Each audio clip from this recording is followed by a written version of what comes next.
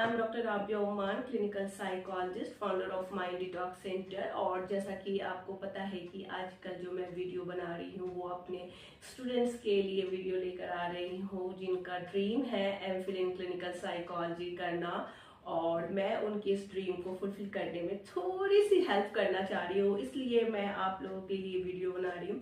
तो अभी तक जो मैंने कवर किया है वो ये कि एमफिल होता क्या है और MPhil in clinical psychology entrance exam की एलिजिबिलिटी क्राइटेरिया क्या होती है। आज का टॉपिक भी हमारा बहुत ही इम्पॉर्टेंट है। अगर हम इस टॉपिक के बारे में नहीं जानते हैं तो शायद ही कोई एमफिल क्रैक कर पाएगा, बिकॉज इस टॉपिक की वजह से ही आप जो है अपने एमफिल एंट्रेंस एग्जाम को क्लियर कर पाएंगे। तो आज मैं उसके बारे में थोड़ा आपके साथ में डिस्कस करना चाहूंगी। तो आप गेस कर सकते हैं कि क्या है वो टॉपिक। चलिए, clinical psychology entrance exam syllabus. Yes, हमारा सिलेबस क्या होना चाहिए एमफिल इन क्लिनिकल साइकोलॉजी में, उस पे आज मैं आपको फोकस करूंगी, ताकि आपको मालूम होना चाहिए कि आपको पढ़ना कहाँ से। बिकॉज लास्ट टाइम पे ही मेरे पास में एक स्टूडेंट्स ने कॉल किया और उसने मुझसे पूछा कि मैम मैं एमफिल की प्रिपरेशन करना चाहता हूँ। तो मैंने उससे पूछा कि आप अभी क्या पढ़ रहे हो। तो उसने मुझे बताया कि मैं बस इधर उधर भटक रहा हूँ और ऐसा मेरे पास में कोई ऐसा बुक नहीं है, कोई ऐसी चीजें नहीं है जिससे मुझे हेल्प मिले। तो मैंने ये सोचा कि आज क्यों ना मैं आप लोगों को एमफिल के सिलेबस के बारे में बताऊं कि एमफिल में आपको क्या क्या पढ़ना है एंट्रेंस एग्जाम के लिए और किस तरीके के क्वेश्चंस आते हैं। तो सबसे पहले आपको जो बताना है मुझे, आपको जो पढ़ना है वो बायोसाइकोलॉजी। जी हाँ, सबसे पहले आप बायोसाइकोलॉजी पढ़िए। बायोसाइकोलॉजी में सेंट्रल नर्वस सिस्टम अच्छे से पढ़ ले। इसके बाद आप जो है ब्रेन के जो ये होते हैं, ब्रेन के पार्ट्स होते हैं, उसको अच्छे से पढ़े, उसके फंक्शंस को पढ़े, उसमें डैमेज जो होते हैं उसके बाद उसमें किस तरीके की प्रॉब्लम आती है डैमेज होने के बाद में, वो सारी चीजें आपको अच्छे से पढ़ना है।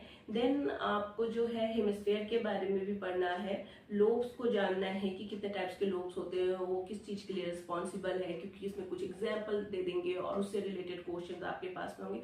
तो आपके कंसेप्ट क्लियर होना चाहिए।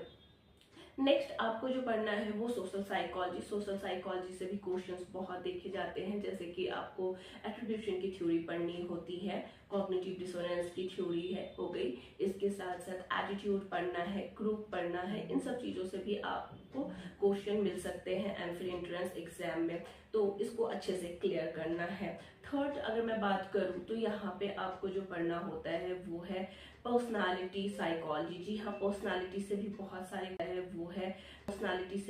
सारे क्वेश्चन आते हैं, स्पेशली एडिक्शन की थ्योरी से तो हमेशा ही उनकी जो स्टेजेस है और फ्राइड की जो स्टेजेस है साइकोसेक्सुअल डेवलपमेंट की, उससे क्वेश्चंस हमेशा ही पूछे जाते हैं। तो आपको ये थ्योरी तो अच्छे से कंप्लीट कर लेना है। इसके अलावा बिग 5 पर्सनालिटी ट्रेट्स थ्योरी को भी आपको अच्छे से कवर करना है, क्योंकि वहां से भी आपको 2-3 क्वेश्चंस तो मिल ही जाते हैं। तो पर्सनालिटी से आपको काफी अच्छे क्वेश्चंस रहते हैं, तो आपको उसे बहुत अच्छे से कंप्लीट करना है। देन एडलर की थ्योरी को भी आपको कवर करना होता है। देन अगर हम बात करें रिसर्च मेथड्स, जी हाँ, रिसर्च मेथड से क्वेश्चंस आपको काफी मिल जाएंगे, जैसे कि रिलायबिलिटी, जो कि हमेशा क्वेश्चन पूछते हैं, reliability, types of reliability, validity, ठीक है। इसके अलावा सैम्पलिंग टेक्निक्स, इन सब से रिलेटेड जो है वो क्वेश्चंस आपको मिलते हैं। स्टैटिस्टिक्स से भी क्वेश्चंस आपको मिल सकते हैं, जैसे काई स्क्वायर, कोरिलेशन, इनसे भी क्वेश्चंस आपको मिल जाते हैं। इसके साथ साथ आपको कॉग्निटिव साइकोलॉजी से क्वेश्चंस देखने को मिलेंगे, जैसे कि अटेंशन की थ्योरी, परसेप्शन की theory, specially signal detection theory आपको देखने को मिलेगा। उससे रिलेटेड बहुत सारे क्वेश्चंस होते हैं। और जो सबसे इम्पोर्टेंट होता है वो हमारा क्लिनिकल साइकोलॉजी। जी हाँ, क्योंकि क्लिनिकल साइकोलॉजी के बगैर तो हम बात ही नहीं कर सकते हैं एमफिल के बारे में, क्योंकि ज्यादातर जो क्वेश्चंस होते हैं वो आपको क्लिनिकल साइकोलॉजी से क्वेश्चन होते हैं, लाइक डिसऑर्डर से रिलेटेड। इसके अलावा इंटरवेंशन, ट्रीटमेंट, इन सब चीजों से क्वेश्चंस होते हैं। पर्सनालिटी थ्योरी की जो पर्सनालिटी से रिलेटेड टेस्ट होते हैं, देन आपको साइकोलॉजिकल टेस्टिंग से भी क्वेश्चंस देखते हैं, आईक्यू का क्वेश्चंस आपको मिल सकता है। पर्सनालिटी रोशाक, टीएटी से रिलेटेड क्वेश्चंस हो सकते हैं। तो इस तरीके की सारी चीजें आती हैं। आपको एंजाइटी के टाइप्स पढ़ लेने हैं, डीएसएम और आईसीडी-11, क्योंकि हमारे टाइम पे आईसीडी-10 था, लेकिन इस टाइम पे आईसीडी-11 है। तो आपको डिफरेंसेस जरूर देख लेना है कि दोनों में डिफरेंस क्या है। उन सब चीज़ों को आपको कवर कर लेना है। तो ऐसे में अगर आप इन सब चीज़ों को स्टेप बाय स्टेप करते हो तो definitely you will clear your MPhil entrance exam. So all the very best. और अगर मेरी जो वीडियो है आपको अच्छी लगी है तो प्लीज़ आप इसको लाइक करो, सब्सक्राइब करो और अपने फ्रेंड्स के साथ में जो भी एमफिल की प्रिपरेशन कर रहे हैं उनके साथ जरूर शेयर करें ताकि उनकी एक हेल्प हो पाए। Thank you so much.